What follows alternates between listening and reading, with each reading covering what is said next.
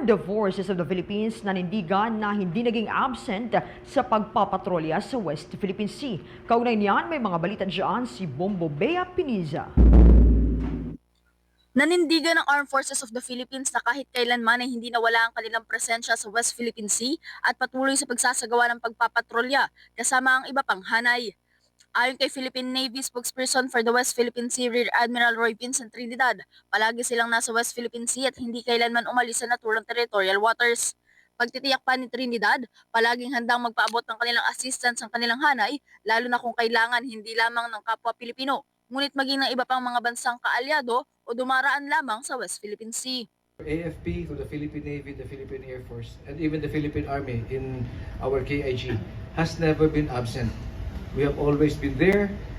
There will be times that it will only be the AFP assets.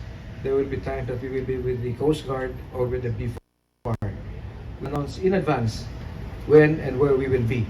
But rest assured, your AFP is there when needed and if needed and when needed. Kasunod ito ay tiniyak rin ng Armed Forces of the Philippines na palaging sumusunod sa kanilang sinumpaang mandato ang kanilang mga tauhan na mapanatili ang kaligtasan sa naturang katubigan.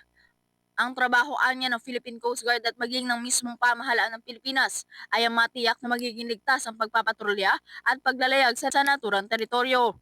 Dagdag pa ni Trinidad, ito ay taliwas sa mga ginagawa ng Chinese Coast Guard na siya nagkakasa ng mga illegal at dangerous maneuvers na siyang isang malaking banta sa kaligtasan sa West Philippine Sea.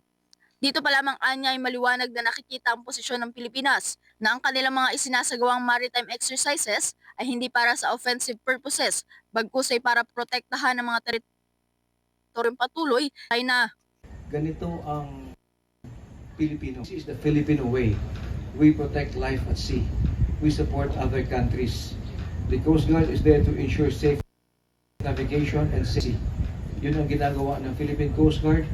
That is reflective of the Filipino spirit in the maritime domain. Iwas po sa ginagawa ng Coast Guard. They destroy property, they threaten life at sea.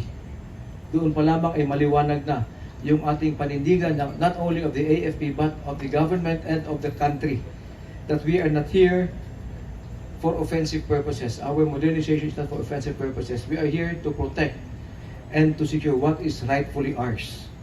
Samantala, tiniyak naman ng sandatahang lakas ng Pilipinas na palaging nakahanda ang kanilang hanay sa mga posibleng paglala ng tensyon sa West Philippine Sea at nanindigan na hindi ito magiging dahilan para umatras sa mga illegal na presensya ng Chinese vessels sa loob ng exclusive economic zone ng Pilipinas. Muna mga updates mula dito sa Quezon City. Ito si Bombo Bea Piniza and this is Bombo Radio Philippines, the #1 and most trusted source of news and information. Basta Radio, Bombo! For the most trusted source of news and information, visit our website at www.bomboradio.com. Follow us on Bombo Radio mobile app, Facebook, YouTube, TikTok, and X, formerly Twitter. Like, share, and stay connected. Anytime, anywhere.